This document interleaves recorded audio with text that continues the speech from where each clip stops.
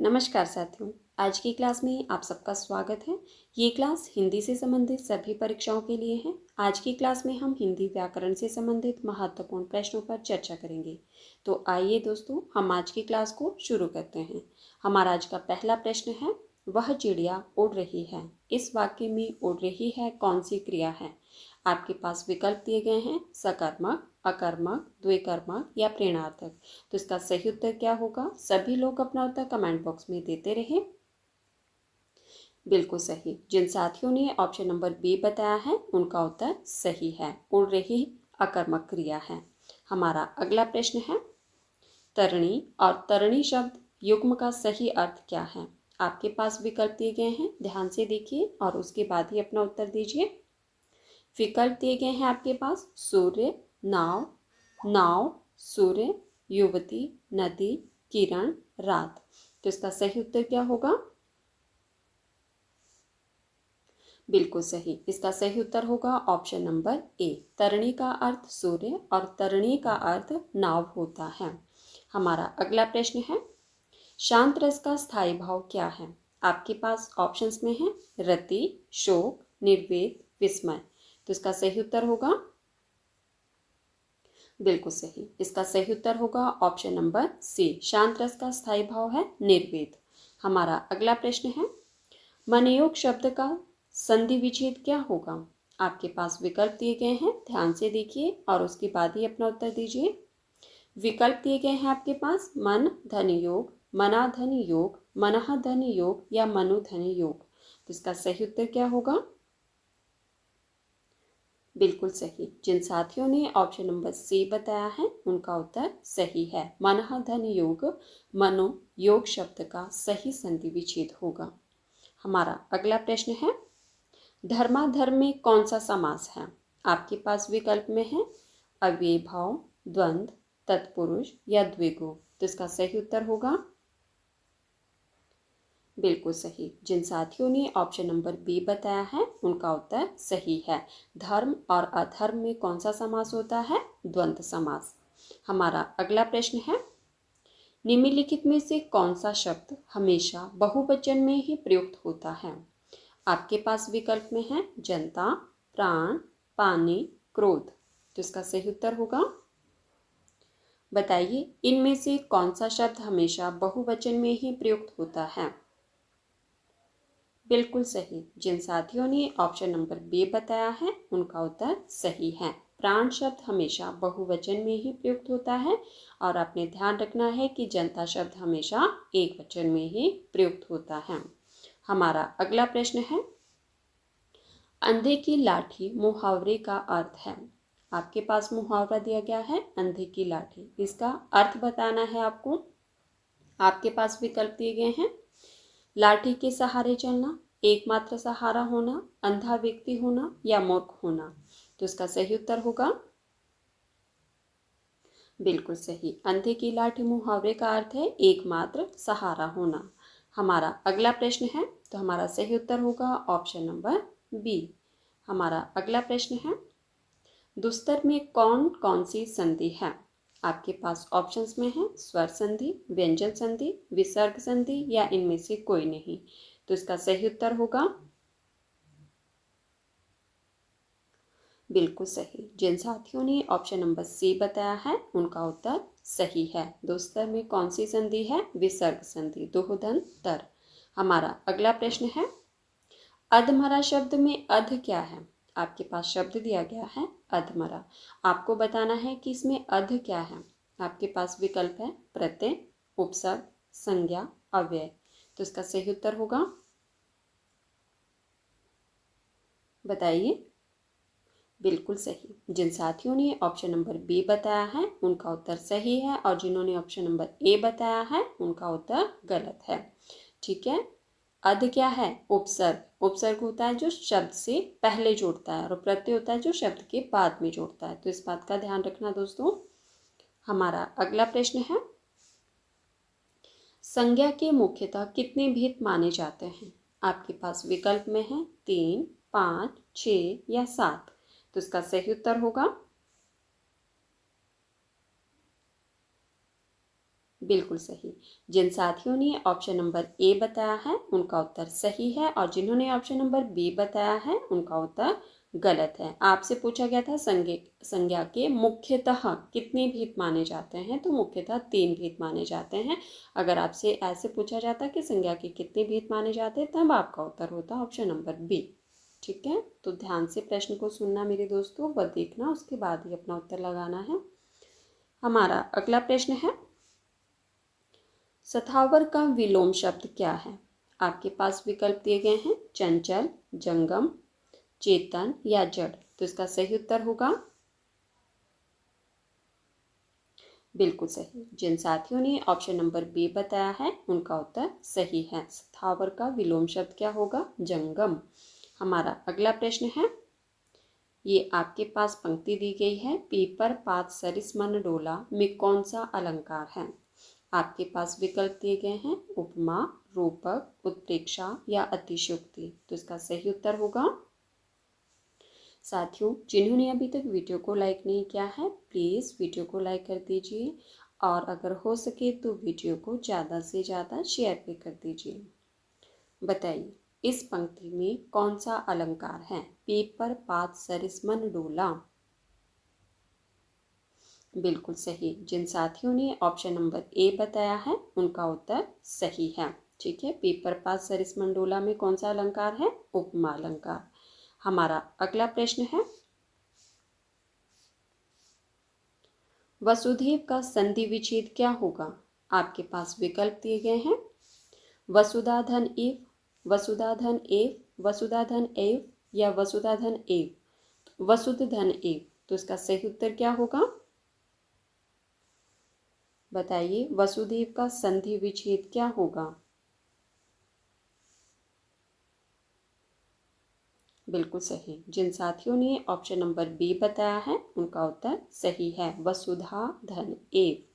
हमारा अगला प्रश्न है, राजपुत्र में कौन सा तत्पुरुष समास है? आपके पास ऑप्शंस में है, कर्म तत्पुरुष, करण तत्पुरुष, संप्रदान तत्पुरुष या संबंध तत्पुरुष। तो इसका सही उत्तर होगा, बताइए राजपुत्र शब्द में कौन सा तत्पुरुष समास है? आपको ये तो पता है कि तत्पुरुष समास का उदाहरण है राजपुत्र शब्द, लेकिन आपको बताना है कि तत्पुरुष समास का भी कौन सा भेद है इसमें। तो बताइए इसका सही उत्तर क्या होगा? बिल्कुल सही। जिन साथियों ने ऑप्शन नंबर डी बताया है उनका उत्तर सही है, संबंध तत्पुरुष। हमारा अगला प्रश्न है, आकाश में पक्षी उड़ते हैं, इस वाक्य में आकाश में कौन सा कारक है? आपके पास विकल्प दिए गए हैं, कर्म कारक, करण कारक, अधिकरण कारक या आपादान कारक। तो इसका सही उत्तर होगा, आपके पास वाक्य दिया गया है कि आकाश में पक्षी उड़ते हैं। आपको बताना है कि इस वाक्य में आकाश में कौन सा कारक है। बिल्कुल सही। जिन साथियों ने ऑप्शन नंबर सी बताया है उनका उत्तर सही है, अधिकरण कारक। हमारा अगला प्रश्न है, कैंची किस भाषा का शब्द है?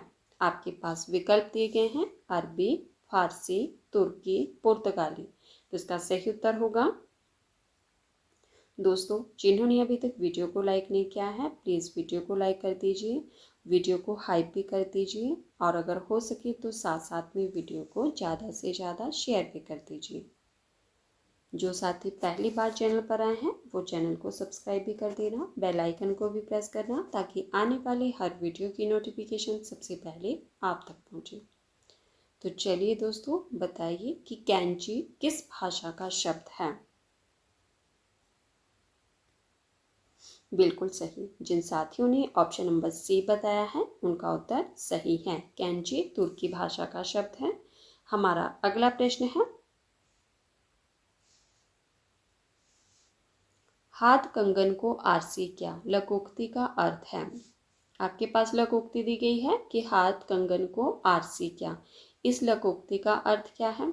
आपके पास विकल्प दिए गए हैं, हाथ में कंगन पहनना, प्रत्यक्ष को प्रमाण की आवश्यकता नहीं होती, दर्पण में देखना या अमीर होना। तो इसका सही उत्तर होगा,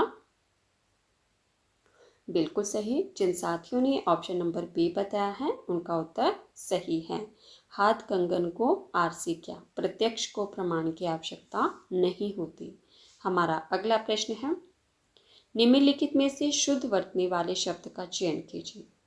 और ये प्रश्न बार बार परीक्षा में पूछा जाता है। तो दोस्तों बताइए, इनमें से शुद्ध वर्तनी वाला शब्द कौन सा है? कवित्री शब्द किस तरह से लिखा जाता है? बताइए। बिल्कुल सही। जिन साथियों ने ऑप्शन नंबर बी बताया है उनका उत्तर सही है। कवियत्री इस तरह से लिखा जाता है और ये प्रश्न हर परीक्षा में हमेशा ही पूछा जाता है। तो इस बात का ध्यान रखना है कि कवित्री शब्द जो है वो किस तरह से लिखा जाता है। हमारा अगला प्रश्न है, तुलसीकृत में कौन सा समास है? आपके पास विकल्प में है करण तत्पुरुष, कर्म तत्पुरुष, आपादान तत्पुरुष या संप्रदान तत्पुरुष। तो इसका सही उत्तर होगा, आपके पास शब्द दिया गया है तुलसीकृत। आपको बताना है कि इसमें कौन सा समास है। बिल्कुल सही। जिन साथियों ने ऑप्शन नंबर ए बताया है उनका उत्तर सही है, करण तत्पुरुष। हमारा अगला प्रश्न है, हथियाना शब्द में कौन सी क्रिया है? आपके पास ऑप्शंस में है प्रेरणार्थक, नाम धातु, संयुक्त या पूर्वकालिक। तो इसका सही उत्तर होगा, हथियाना शब्द में कौन सी क्रिया है?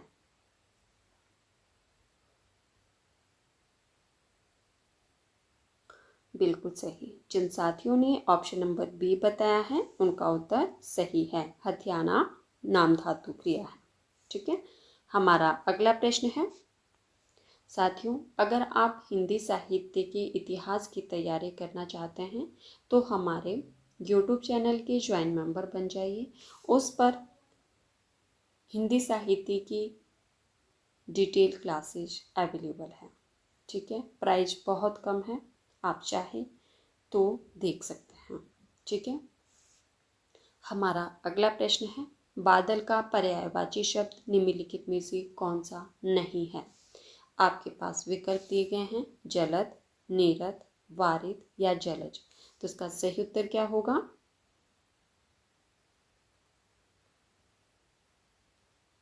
बिल्कुल सही। जिन साथियों ने ऑप्शन नंबर डी बताया है उनका उत्तर सही है। आपसे पूछा गया था कि बादल का पर्यायवाची शब्द निम्न में से कौन सा नहीं है।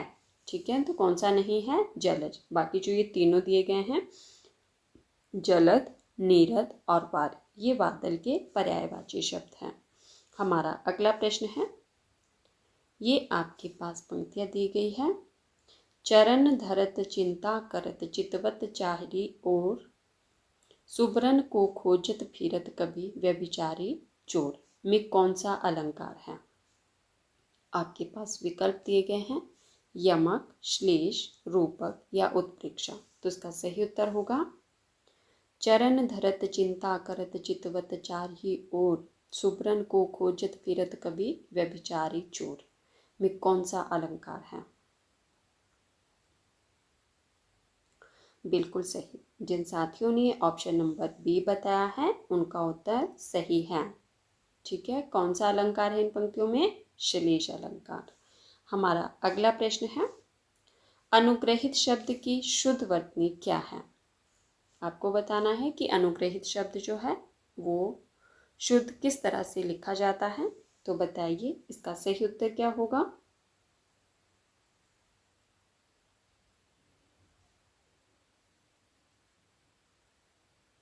बताइए अनुग्रहित शब्द किस तरह से लिखा जाता है और उसकी शुद्ध वर्तनी क्या होगी?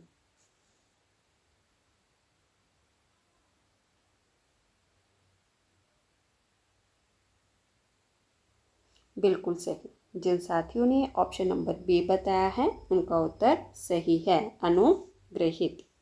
हमारा अगला प्रश्न है,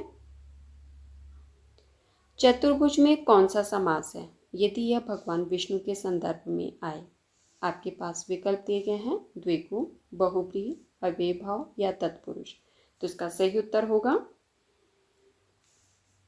यहाँ पे प्रश्न नंबर 49 होगा, बताइए चतुर्भुज में कौन सा समास है यदि यह भगवान विष्णु के संदर्भ में आए। बिल्कुल सही। जिन साथियों ने ऑप्शन नंबर बी बताया है उनका उत्तर सही है। चतुर्भुज बहुब्रीहि समास है यदि यह भगवान विष्णु जी के संदर्भ में पूछा जाता है आपसे। ठीक है, हमारा आज का लास्ट प्रश्न है, अरे तुम कब आए, इस वाक्य में अरे कौन सा कारक है। आपके पास विकल्प दिए गए हैं, संबोधन, आपादान, संबंध या अधिकरण। तो इसका सही उत्तर होगा अरे तुम कब आए, इस वाक्य में अरे कौन सा कारक है। बिल्कुल सही। जिन साथियों ने ऑप्शन नंबर ए बताया है उनका उत्तर सही है, संबोधन कारक। ठीक है, तो दोस्तों ये थे हमारे आज के कुछ महत्वपूर्ण प्रश्न जिन पर हमने चर्चा की। अगर आपको क्लास पसंद आए तो प्लीज़ वीडियो को लाइक कर देना, वीडियो को हाइप भी कर देना और अगर हो सके तो ज़्यादा से ज़्यादा वीडियो को शेयर भी कर देना। और जो साथी पहली बार चैनल पर आए हैं वो चैनल को सब्सक्राइब करना, बेल आइकन को प्रेस करना ताकि आने वाले हर वीडियो की नोटिफिकेशन सबसे पहले आप तक पहुंचे। और अगर आप डिटेल में हिंदी साहित्य का इतिहास पढ़ना चाहते हैं तो हमारे यूट्यूब चैनल के ज्वाइन मेंबर बन जाइए और हिंदी साहित्य का इतिहास डिटेल से पढ़ सकते हैं। ठीक है, धन्यवाद। मिलते हैं अगली क्लास में। इससे आगे वाले प्रश्न को लेकर आएंगे हम नेक्स्ट क्लास में। धन्यवाद।